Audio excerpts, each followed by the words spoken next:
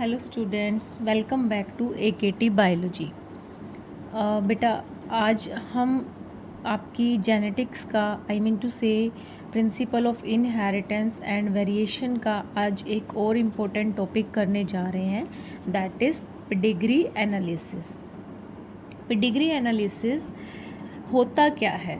Pedigree analysis एक तरह का मेथड है, ये एक टूल है जिसकी हेल्प से हम इनहेरिटेंस पैटर्न को स्टडी करते हैं। मींस एक फैमिली में ओवर जनरेशन कोई अलग सा हमें ट्रेट दिखता है या कुछ कोई डिसऑर्डर है जो कंटिन्यूसली पास ऑन हो रहा है, उसका हम एनालाइज कर सकते हैं with the help of pedigree analysis. So let's study in detail what is pedigree analysis. It is a method used to study the inheritance pattern of traits or any different phenotype within families. Means family में, किसी particular family में और अलग अलग families में जो characters, जो कोई डिफरेंट ट्रेट है या कोई जेनेटिक डिसऑर्डर है, वो किस तरह से पास ऑन हो रहा है, उसको स्टडी किया जाता है with the help of pedigree analysis. Okay, ये एक जेनेटिक एनालिसिस टूल है फॉर अंडरस्टैंडिंग हाउ ट्रेट्स और genetic disorder are pass down through the generation. To say कि इसकी हेल्प से हम ये पता लगा सकते हैं कि जेनेटिक डिसऑर्डर्स या जो ट्रेट्स हैं वो एक जनरेशन से दूसरी generation, the next and so on, वो कैसे पास ऑन होते हैं। ठीक है, it's a kind of family tree. Okay, pedigree analysis एक तरह का फैमिली ट्री भी है जो हमें फैमिलीज़ के थ्रू जनरेशन्स में किसी भी एबनॉर्मेलिटी या डिजीज़ को ट्रेस करने में हेल्प करता है। उसके अलावा इसके काफ़ी यूजेस हैं, उनमें से कुछ इम्पोर्टेंट यूजेस ये है कि पेडिग्री एनालिसिस करने से it help individuals about family planning and health care. हम फैमिली प्लानिंग और मैटिंग किससे करनी है और उनकी हेल्थ से रिलेटेड जो भी, मतलब अगर डिज़ीज़ पता लग जाता है कि पॉसिबिलिटी जो है आगे आने वाली जनरेशन में डिज़ीज़ की, वो हम पेडिग्री एनालिसिस की हेल्प से एनालाइज कर सकते हैं। Also it is a tool for medical researchers and scientists to understand genetic disorders within populations। जो साइंटिस्ट हैं या रिसर्चर्स हैं वो जेनेटिक डिसऑर्डर को स्टडी कर सकते हैं with the help of pedigree analysis among a population. उसके अलावा अगर हम एनिमल्स की बात करें, एनिमल ब्रीडिंग प्रोग्राम्स में जो ब्रीडर्स होते हैं वो फिर अगर उन्हें पेडिग्री एनालिसिस का टूल यूज़ किया है, उसकी हेल्प से वो ये डिसाइड कर सकते हैं कि जो पेयर्स उन्हें बनाने हैं, जो मैटिंग करवानी है, वो सेटिस्फैक्ट्री होगी या नहीं होगी, यूज़फुल होगी या नहीं होगी, डिजीज़ कैरी करेगी आगे आने वाली प्रोजनी में या नहीं करेगी, तो वो इसकी हेल्प से यूज़फुल है, जिससे वो ब्रीड का सिलेक्शन इजीली कर सकते हैं सो दैट ब्रीड जो है वो डिजीज़ फ्री हो। Okay, this is about pedigree analysis कि एक तरह का फैमिली ट्री है जिसमें हम किसी भी जेनेटिक डिसऑर्डर को या कुछ भी अलग दिखने वाला फिनोटिपिक कैरेक्टर जो है वो फैमिली में जो पास ऑन होता है उसको ट्रेस करते हैं। अब मैं आपको एग्जांपल की हेल्प से बताऊं तो जेनेटिक डिसऑर्डर तो जैसे कोई पर्टिकुलर डिजीज़ हो गया, जैसे हीमोफीलिया हो गया, सिकल सेल एनीमिया हो गया, जिसके बारे में हम डिटेल में पढ़ेंगे, और कोई पर्टिकुलर फिनोटाइप जैसे ईयर्स जो होते हैं, मेल्स में ईयर्स पे हेयर्स प्रेजेंट होते हैं, ये भी एक डिफरेंट टाइप का फिनोटाइप है जो पास ऑन होता है। और उसके अलावा ईयर लोब्स जो होती हैं, बहुत से लोगों की जो ईयर लोब्स जो होती है वो उसकी स्किन जो है वो जुड़ी हुई होती है, वो भी एक डिफरेंट टाइप का फिनोटाइप है, वो भी जेनेटिक कैरेक्टरिस्टिक्स में ही आएगा जो पास ऑन होता है among the families, among the generations. उसको भी कैरेक्टर को ट्रेस किया जा सकता है with the help of pedigree analysis. Okay, तो पेडिग्री एनालिसिस करने से पहले let us understand the whole concept of chromosome. Chromosomes आपको पता है, क्रोमोसोम के जो अरेंजमेंट होता है उसको कैरियोटाइप बोलते हैं। हमारी बॉडी में जो क्रोमोसोम्स होते हैं वो 23 पेयर्स होते हैं, यानी टोटल 46 क्रोमोसोम होते हैं। जो फर्स्ट 23 पेयर्स हैं उनको हम ऑटोसोम्स बोलते हैं, और जो लास्ट का पेयर है दैट इज 23rd क्रोमोसोम, उसको सेक्स क्रोमोसोम बोलते हैं, जो मेल में XY होता है और फीमेल में XX होता है। हमारे जो सेक्स क्रोमोसोम है, लास्ट वाला जो क्रोमोसोम है, वो हमारे सेक्सुअल कैरेक्टर के लिए रिस्पॉन्सिबल होता है, मेलनेस एंड फीमेलनेस के लिए। उसके अलावा जो 22 पेयर्स ऑफ ऑटोसोम्स हैं वो हमारे अदर कैरेक्टर्स के लिए रिस्पॉन्सिबल होते हैं, like eye colour, hair texture, skin colour and so on. Okay, तो अब हम जेनेटिक डिसऑर्डर की अगर बात करते हैं, जिनको हम एनालाइज करेंगे पेडिग्री एनालिसिस की हेल्प से, वो जेनेटिक डिसऑर्डर कहाँ हो सकते हैं? या तो ऑटोसोम्स में होंगे या सेक्स क्रोमोसोम में होंगे। ओके, सो अगर डिफेक्ट जो है या जेनेटिक डिसऑर्डर है या जीन में कोई प्रॉब्लम अगर ऑटोसोम्स में हो रही है, जो पहले के आपके जो 23 पेयर्स हैं उनमें अगर कोई डिफेक्ट हो रहा है, तो हम कहेंगे disease is autosomal. Okay, means जो पहले के 22 पेयर्स हैं ऑटोसोम्स जो हैं उनमें उनके उन क्रोमोसोम में किसी भी जीन में किसी भी तरह का जो डिफेक्ट हो रहा है, तो उससे उसके एज अ रिजल्ट जो डिजीज़ होगा, that disease will be autosomal disease. Okay, ये तो हमें पता लग गया कि वो ऑटोसोम्स में होगा डिफेक्ट, तो वो ऑटोसोमल डिजीज़ होगा। पर लेकिन मेंडल ने एक चीज़ और बताई थी कि एक फंडा डिस्कस किया था डोमिनेंट और रिसेसिव का, कि जो चीज़ जो डोमिनेंट वो होगा जो एक्सप्रेस हो जाएगा, रिसेसिव जो होगा वो एक्सप्रेस नहीं होगा। उसी तरह से जो ऑटोसोमल डिजीज़ है वो भी दो तरह के होते हैं, dominant disease, autosomal dominant and autosomal recessive. Autosomal dominant disease में क्या होगा कि presence of single dominant allele is sufficient to cause the condition. Condition कौन सी? डिजीज़ की कंडीशन। मतलब अगर मान लो इफ ऑटोसोम्स के लिए मैं डिजीज़ अलील्स को ए से रिप्रेजेंट कर रही हूँ और सेक्स क्रोमोसोम को एक्स से मैं रिप्रेजेंट कर रही हूँ, ठीक है। तो अगर ऑटोसोमल डोमिनेंट डिजीज़ होगा तो मेंडल ने जो कंडीशन बताई थी वो होगी या तो होमोजाइगस कंडीशन होगी, ए कैपिटल ए बोथ, या फिर capital A small A.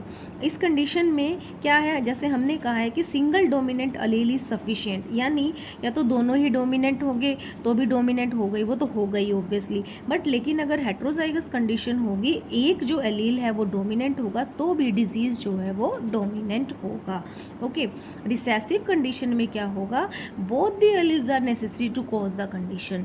Means जो दोनों एलील्स हैं उस जीन के वो दोनों ही मॉडिफाइड होने चाहिए, दोनों में ही कुछ प्रॉब्लम होनी चाहिए, तभी वो जीन जो है वो रिसेसिव डिजीज़ कॉज करेगा, और उसके लिए हम उसको रिप्रेजेंट करेंगे स्मॉल ए से, बहुत स्मॉल ए।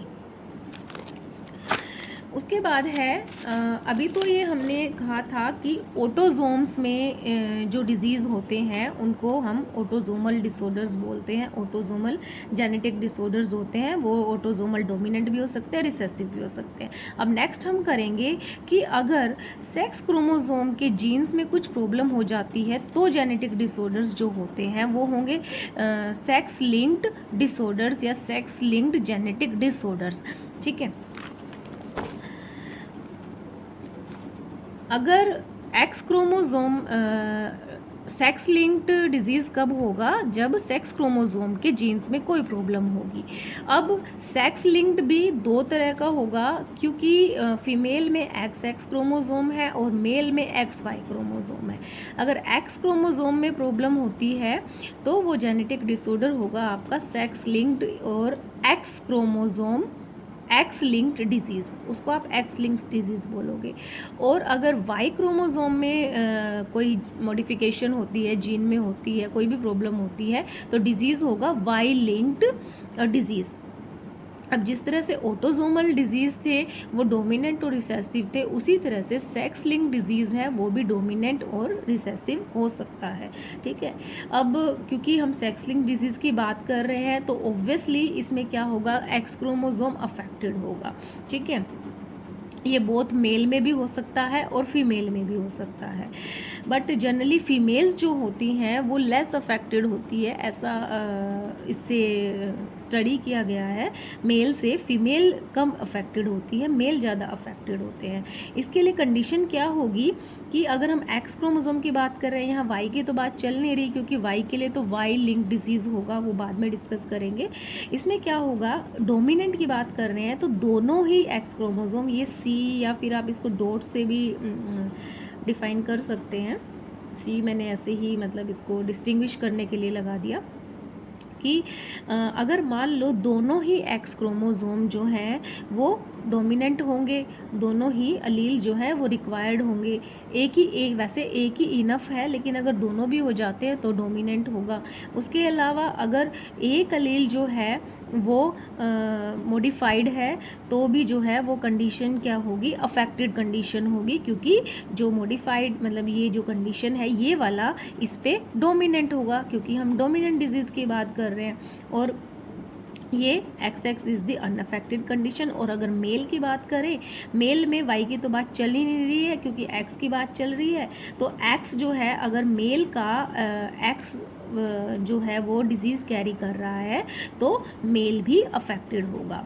अब सेक्स लिंक्ड रिसेसिव डिजीज़ की बात करें तो इसमें क्या होगा, इसमें भी यही कंडीशन होगी, दोनों ही एक्स जो हैं या फिर दोनों एक्स कैरी करेंगे म्यूटेटेड जीन। लेकिन इसमें एक चीज़ डिफरेंट होगी डोमिनेंट से, जो अफेक्टेड कंडीशन थी सेक्स लिंक्ड डोमिनेंट डिजीज़ में, वो यहाँ पे रिसेसिव में कैरियर का काम करेगी। ओके, मीन्स जो ये फीमेल होगी ये डिज़ीज़ को आगे आने वाली प्रोजेनी पे लेके जाएगी, बट इट्सेल्फ वो डिज़ीज़ नहीं होगा, उसको खुद को डिज़ीज़ नहीं होगा, वो कैरियर का काम करेगी, बिकॉज ये जो है नॉर्मल वाला इसके ऊपर हावी होगा डिज़ीज़ वाले अलील पर। इसको हम अभी डिटेल में करते हैं।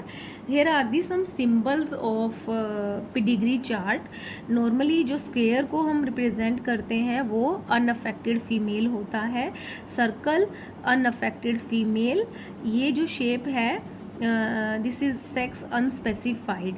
अगर वही स्क्वेयर जो है उसको हम डार्क कर देते हैं, फिल कर देते हैं, वो अफेक्टेड मेल है, मतलब वो डिजीज्ड मेल है।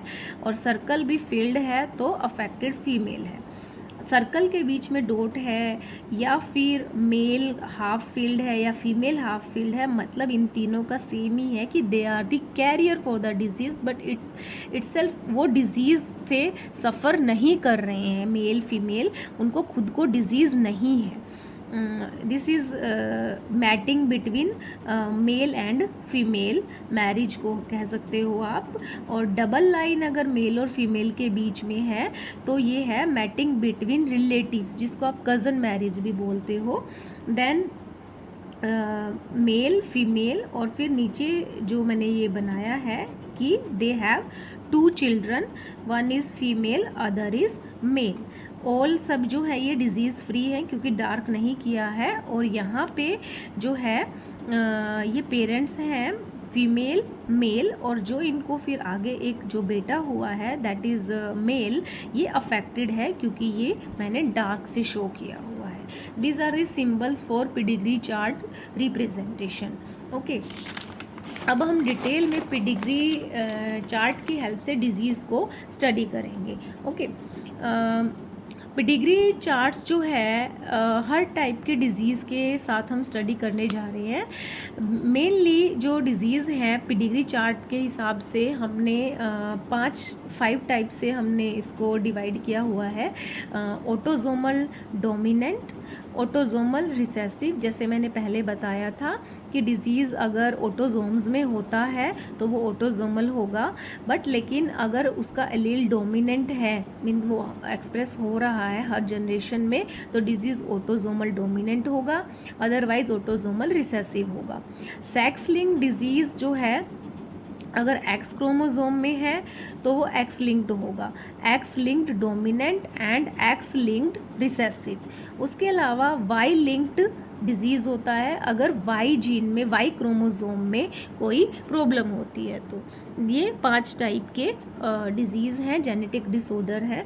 सबसे पहले हम करेंगे autosomal dominant disorder, autosomal dominant genetic disorder.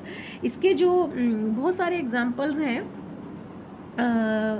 मैंने यहाँ पे 2 एग्जांपल डाले हुए हैं ऑटोसोमल डोमिनेंट डिजीज़ के। एक तो है हंटिंगटन डिसऑर्डर, ये एक न्यूरोजनरेटिव डिसऑर्डर है। उसके बाद है न्यूरोफाइब्रोमेटोसिस। इससे क्या होता है कि it cause tumour to grow on nerve tissues पे भी ट्यूमर ग्रो हो जाता है। ये एग्जांपल्स हैं। Both the disease are autosomal dominant.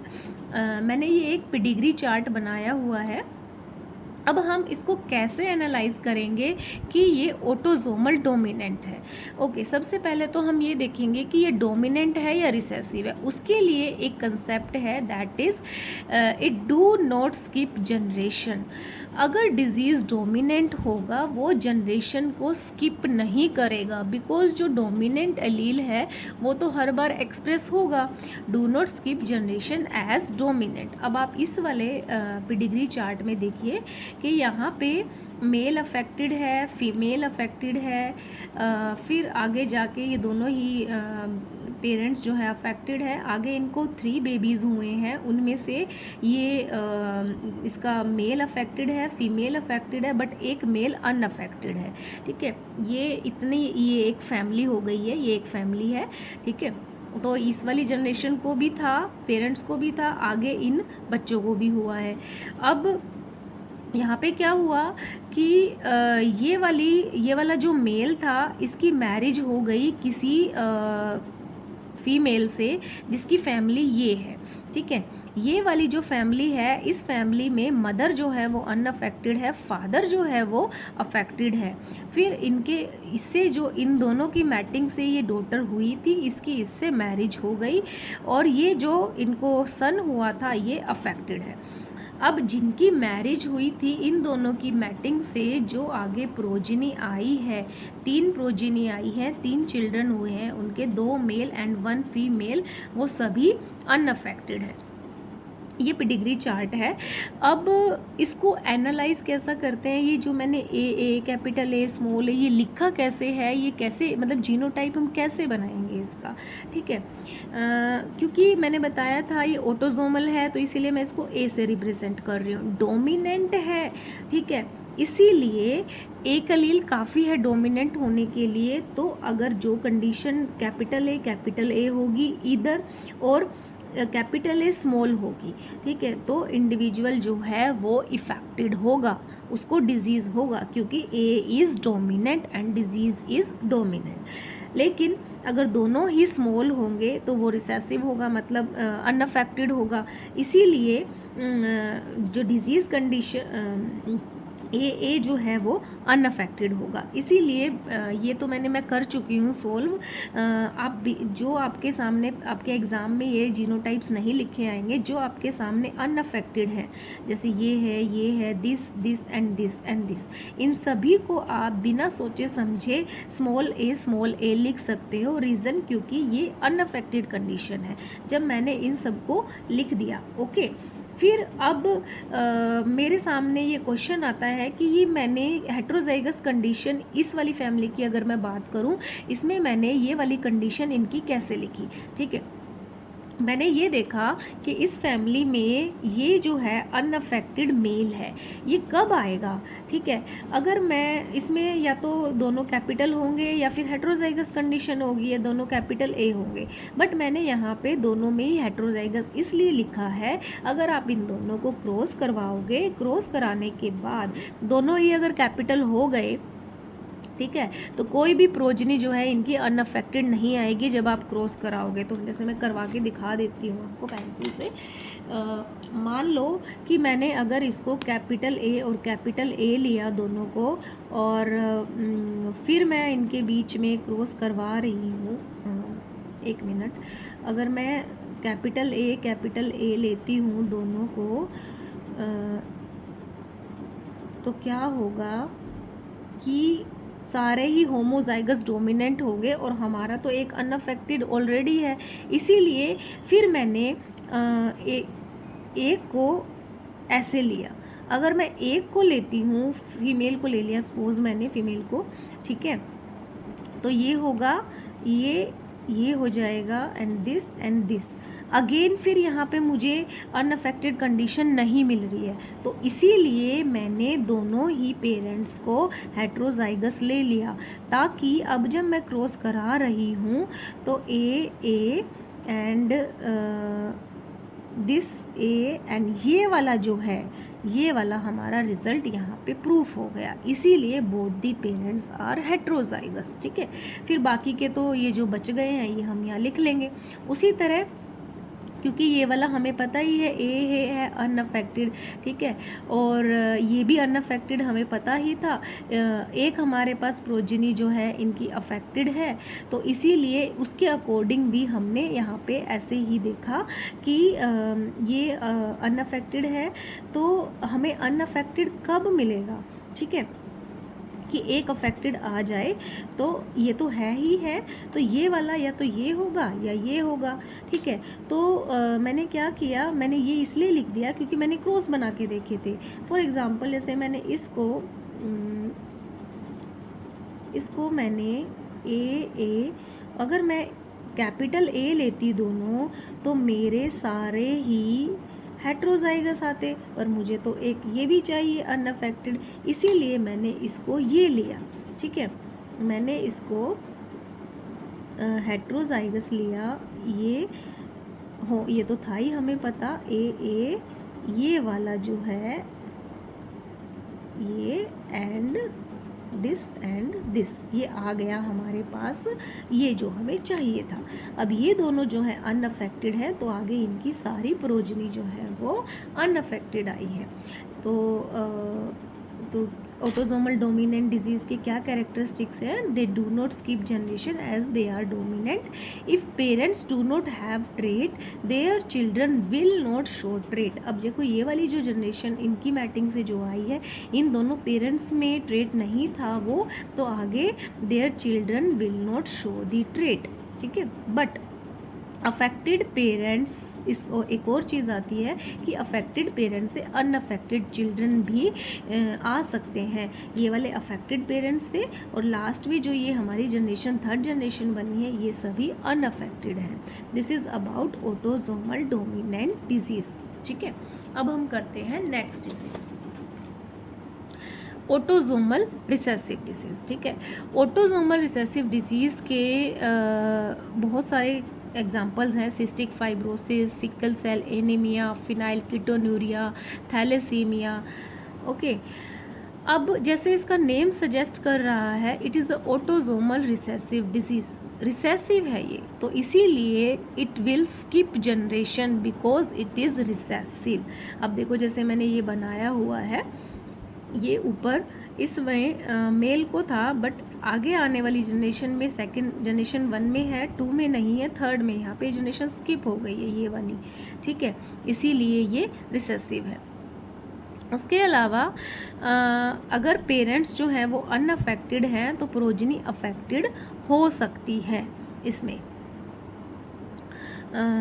उसके अलावा जैसे हमने पहले ही ये हम कर चुके हैं, इसके लिए अगर दोनों ही अलील्स जो हैं वो अफेक्टेड हैं, मॉडिफाइड हैं, तभी जो है वो डिजीज़ होगा रिसेसिव। यानी A is the condition of affected disease, जो कि डोमिनेंट डिजीज़ में कंडीशन थी अनअफेक्टेड की, ठीक है। तो ये वाला पेडिग्री चार्ट है, तो अफेक्टेड के लिए दोनों स्मॉल ए है, तो मैंने क्या किया, पहले मेरे पास कोई भी जीनोटाइप मुझे नहीं पता था, जितने भी अफेक्टेड थे दिस एंड दिस, मैंने इन सब को ए लिख लिया, ठीक है। बट अब मेरे पास ये चैलेंज है कि ये क्या है, या तो ये दोनों कैपिटल ए होगा या फिर ये होगा, ओके। फिर मैंने क्या किया, मैं ये सपोज़ ये है, अगर मैं इसको ये वाला ये तो है ही है, हमें पता है, ठीक है। अगर मैं इसको ये वाला कंसीडर करती हूँ और क्रॉस करवाती हूँ तो क्या आएगा, दिस दिस एंड दिस, ठीक है। जबकि मतलब इसमें दो क्या आ गए, अफेक्टेड आ गए, जबकि हमारी सेकंड जनरेशन में दिस दिस एंड दिस कोई भी अफेक्टेड नहीं है। इसका मतलब ये तो आएगा ही नहीं इसका जीनोटाइप। इसका जीनोटाइप ये होगा, इसका जीनोटाइप ये होगा। तो मैंने इसको वेरीफाई भी किया, कैपिटल ए और स्मॉल ए को मैंने इसके साथ किया, ए ए ए ए ए ए ए ए, सभी ये capital A small A all are unaffected, इसीलिए सेकंड जनरेशन में आ गए, ठीक है। उसी तरह जब थर्ड जनरेशन में, सेकंड जनरेशन में ये जो मेल है फीमेल सब ए है, ये अनअफेक्टेड है, ठीक है। जो ये वाला मेल है इसकी अनअफेक्टेड फीमेल से मैटिंग हो गई। अब आप ये सोचोगे कि यहाँ भी तो ये भी आ सकता है, ठीक है। ये मैंने इसीलिए लिखा क्योंकि आगे मैंने देखा इनकी जो प्रोजिनी है वो अफेक्टेड है, उसके लिए मुझे ये चाहिए, डबल ए चाहिए स्मॉल। ये डबल ए कब आएगा, जब अगर मदर भी हेट्रोजाइगस होगी, तब आप क्रॉस कराओगे तो आपको दिखेगा कि इन दोनों का क्रॉस कराने से ही ये वाली कंडीशन आती है। उसी तरह सेम इसमें यहाँ पे मेल जो इनका सन अफेक्टेड आया है, यहाँ पे भी ये तो हमें पता, इससे पता लग गया था, लेकिन ये मुझे कैसे पता लगा कि अगर मैं यहाँ पे इसको कैपिटल ए लेती तो ये वाली सिचुएशन नहीं आती, इसीलिए मैंने इसको हेट्रोजाइगस लिया और ये कंडीशन आ गई। तो इसीलिए आपको अगर डिजीज्ड ये पता है कि जो डिजीज्ड जो शो हो रहा है उसके लिए क्या जीनोटाइप है, तो आप आसानी से दूसरे जो इंडिविजुअल्स हैं जो अफेक्टेड नहीं हैं उनका जीनोटाइप निकाल सकते हैं। तो इसके लिए आप एक चीज़ हमेशा याद रखना, ऑटोसोमल डोमिनेंट में हमेशा जो होमोजाइगस या हेट्रोजाइगस कंडीशन है वो अफेक्टेड होगी और स्मॉल ए अनअफेक्टेड होगा। While in case of autosomal recessive disease जो बोथ स्मॉल ए हैं वो अफेक्टेड कंडीशन को शो करेंगे। मेल और फीमेल इसमें दोनों अफेक्टेड हो जाते हैं। अब हम सेक्स लिंक्ड जेनेटिक डिसऑर्डर करेंगे। सेक्स लिंक्ड में हम करेंगे एक्स लिंक्ड, ठीक है, एक्स लिंक्ड डोमिनेंट डिसऑर्डर, ठीक है। इसके एग्जांपल्स हैं रेट सिंड्रोम, ये एक तरह का न्यूरोलॉजिकल डिसऑर्डर है, और दूसरा है एक्स लिंक्ड हाइपोफॉस्फेटमिया। इसमें क्या होता है कि एब्जॉर्प्शन जो है फॉस्फेट का बॉडी में बहुत कम होता है, इसमें जो मॉडिफिकेशन अगर हो जाती है तो जिस वजह से बोन्स जो है उस बंदे की जिसको ये डिजीज़ हो जाता है बहुत वीक होती है, इम्पेयर्ड होती है, ओके। अब जैसे अब ये डोमिनेंट है तो हमें कैसे पता लगेगा कि ये डोमिनेंट है, it will not skip the generation. अब आप ये वाले पेडिग्री में देखिए, इस वाली जनरेशन में भी है जो मैंने फिल कर रखा है, इसमें भी है, इसमें कहीं भी इसने जनरेशन को स्किप नहीं किया है, तो ये डोमिनेंट है।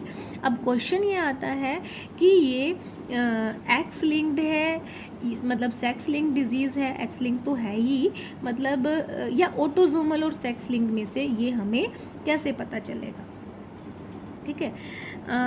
इसमें हमें ऐसे पता चलेगा कि हमेशा जो सेक्स लिंक डिसऑर्डर्स होते हैं उसमें क्या होता है कि फादर हमेशा अफेक्टेड, जो फादर होता है वो डॉटर को अफेक्ट करता है, ठीक है, और मदर जो है वो सन को अफेक्ट करती है, वो डॉटर को करती है, बट डॉटर यहाँ पे कैरियर होती है।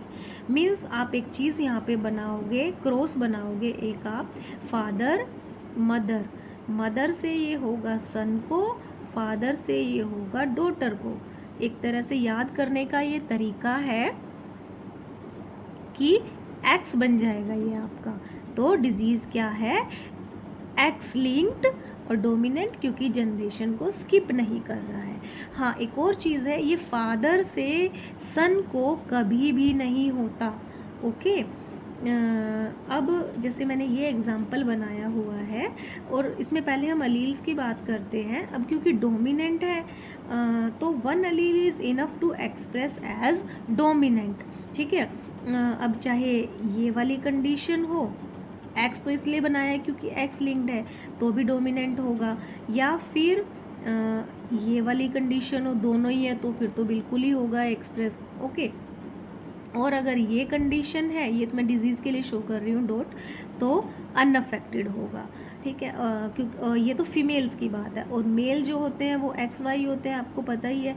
मेल जो है ये अनअफेक्टेड है, लेकिन अगर मेल का मॉडिफाइड है क्रोमोसोम एक्स तो मेल इस तरह से अफेक्टेड होगा। अब मेरे पास जो पेडिग्री चार्ट है इसमें क्या है कि ये एक्स वाई सब मैंने बाद में लिखा है, हम कैसे इसको निकालेंगे। जैसे मैंने बताया है कि इसमें अफेक्टेड इंडिविजुअल में या तो दोनों ही जो हैं तुम्हारे मॉडिफाइड होंगे या एक होगा। ठीक है, अब और एक और चीज़ है कि मदर से सन को होता है, मदर से सन को होता है और डॉटर कैरियर होती है। अब आप इसमें देखो, मदर जो है फीमेल है, फीमेल क्या है यहाँ पे, कैरियर है, तो कैरियर है तो इसीलिए हम इसको ऐसे शो करेंगे। मदर जो है यहाँ पे अफेक्टेड है। ठीक है, अफेक्टेड है यहाँ पे मदर, दोनों ही कंडीशन अफेक्टेड है, कैरियर नहीं है, सॉरी, कि होमोजाइगस कंडीशन भी और हेट्रो भी। ठीक है, ये एक्स वाई है। ये वाला मैंने यहाँ पे कैसे लिखा, क्योंकि मैंने आगे देखा कि इसका सन भी अफेक्टेड है और डॉटर भी अफेक्टेड है, इन दोनों की एक्स वाई होगा, फादर तो अनअफेक्टेड है इसीलिए एक्स वाई होगा। इनकी 4 प्रोजनी हुई है, 4 में से एक सन और एक डॉटर जो है अफेक्टेड है। अगर मैं यहाँ पे दोनों ही ये वाली कंडीशन अगर मैं ले लेती तो क्या होता, मैं बना के दिखा देती हूँ आपको।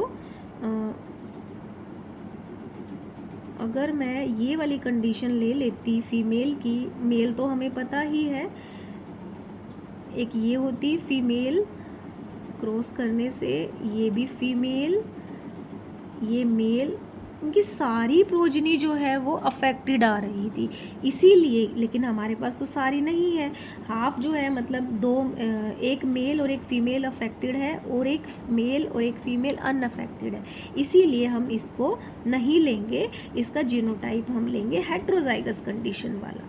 ओके, तो ये हमें पता लग गया ऑब्वियसली। फिर हमने क्रॉस बनाया इन दोनों के बीच, क्रॉस बनाने से हमारे पास जो आए उसके अकॉर्डिंग हमने लिख दिया, और ये वाले जो है अनअफेक्टेड हो गए। अब ये वाला जो है इसको हमने ऐसे क्यों लिखा, इसको हमने बाद में लिखा। जो पेरेंट का हमें पता करना होता है पहले उसकी प्रोजनी देखते हैं। ठीक है, ये हमें पता था, ये हमें पता करना था। आगे हमने प्रोजनी में देखा कि 2 फीमेल अफेक्टेड है। ठीक है, फीमेल कब अफेक्टेड होती है, मैंने बताया था फीमेल जो है फादर से अफेक्टेड होती है। इसका मतलब फादर जो है वो कैरी कर रहा है, वो यहाँ पे वो डिजीज्ड है और उसको कैरी करके डॉटर के पास भी उसको ला रहा है। ये वाला केस है यहाँ पे, फादर जो है, इसीलिए यहाँ पे मैंने फादर को डिजीज्ड बनाया है।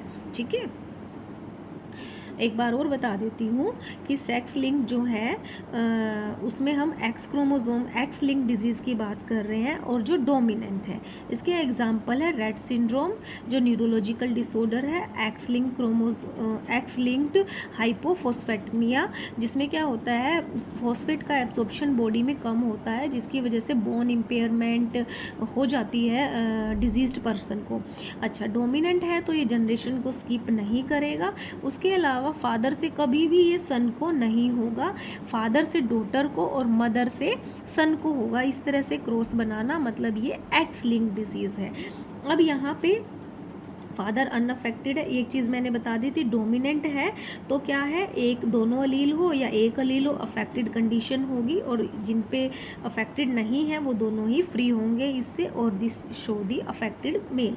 अब यहाँ पे जब भी हमें किसी एक पेरेंट का जीनोटाइप पता करना हो, दूसरे का पता हो, तो हमें उसकी प्रोजनी चेक करनी होती है। ठीक है, प्रोजनी के अकॉर्डिंग हमें पता लग जाएगा कि दूसरे पार्टनर का जीनोटाइप क्या है। अब हम करते हैं 4th सेक्स लिंक्ड एक्स यानी एक्स लिंक्ड रिसेसिव डिसीज़। ये आपके एनसीईआरटी की बुक में भी दे रखे हैं 2 example, haemophilia and colour blindness. Generally जो एक्स लिंक्ड रिसेसिव डिजीज़ होते हैं उनमें मेल्स ज़्यादा अफेक्टेड होते हैं। ठीक है, मदर से ये सन को होता है और फादर से डॉटर को होता है। अगेन फादर से सन को कभी नहीं होता, बिकॉज ये रिसेसिव है तो इट विल स्किप जनरेशन। और इनमें ज़्यादातर मदर जो होती है वो कैरियर का काम करती है। वहाँ पे जो अगर हम बात करें यहाँ पे मदर जो है, ये वाली कंडीशन जो है मदर की अफेक्टेड मानी जाती है बिकॉज ये डोमिनेंट होता है। लेकिन इस वाले केस में ये वाली कंडीशन जो है मदर की वो कैरियर का काम करेगी।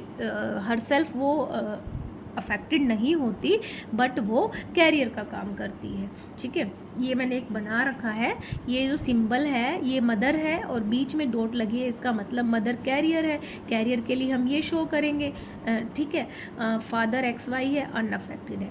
ओके, फिर आगे जाके इनको कितने बेबीज़ हुए, 3 हुए, मेल अनअफेक्टेड तो उसको XY लिख देंगे। उसके बाद है मेल अफेक्टेड, अगर आप इन दोनों के बीच में क्रॉस बनाओगे आपको पता लग जाएगा। और एक फीमेल कैरियर, जैसे मैं इन दोनों के बीच का क्रॉस आपको बना के दिखा देती हूँ, XY और ये वाली कैरियर फीमेल। ठीक है, ये क्या हो गया, ये फीमेल कैरियर बन गई यहाँ पे डॉटर एक। ये हो गया सन अफेक्टेड ये वाला, और ये वाली हो गई। ये एक डॉटर है इनकी जो अनअफेक्टेड है, इसमें डॉटर इन्होंने दिखाई नहीं है, हुई नहीं है। और ये जो है अनअफेक्टेड मेल है जो ये वाला है। ठीक है, अब ये तो हमने बना लिए। ये एक और दिखाया है, ये जो कैरियर इनकी डॉटर आई थी ये वाली, यहाँ पे इसकी अनअफेक्टेड मेल से मैटिंग हो गई तो इसको XY ही लिखेंगे ऑब्वियसली। ठीक है, XY हमने लिखा। आगे जाके हमने देखा कि ये कैरियर थी तो आगे इसको किसको हुआ, इसके सन को हुआ। हमने यही बोला था फीमेल से मेल जो है, ये मैंने एक मिनट, मदर से ये सन को होता है तो ये मदर है, ये सन को हुआ। सन को ऑब्वियसली अगर हम इन दोनों के बीच में भी क्रॉस बनाएंगे इसी तरह का जीनोटाइप आएगा, ये अफेक्टेड हो गया। ठीक है, एक जो इनकी डॉटर आई वो इनकी कैरियर है अगेन। ठीक है, कैरियर की फिर एक मेल से मैटिंग हुई जिससे उनको जो सन आया वो कौन है, डिजीज्ड है।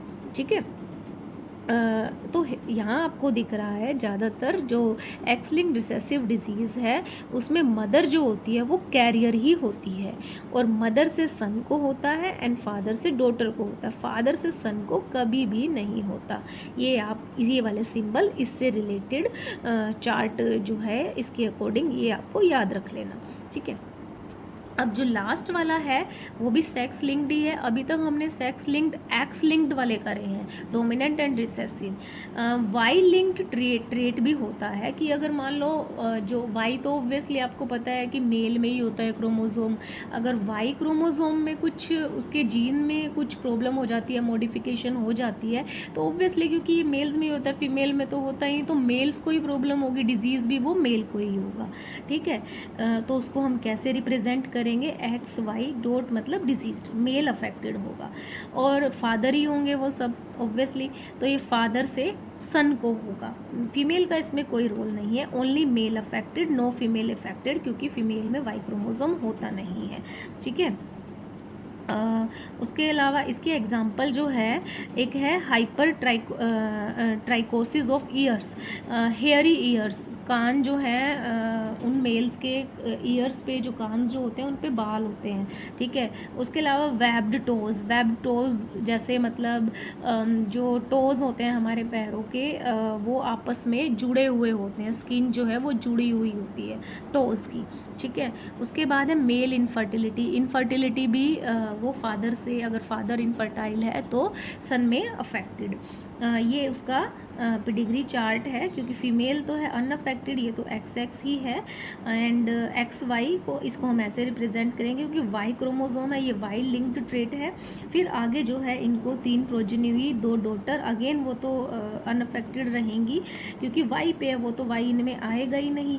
ठीक है, ये इससे इस सन में आया एंड ये जो सन था इसकी मैटिंग हुई किसी फीमेल से, फिर इनको एक मेल हुआ, वो भी अफेक्टेड हुआ, यानी ये वाई से इसमें पास ऑन हो गया।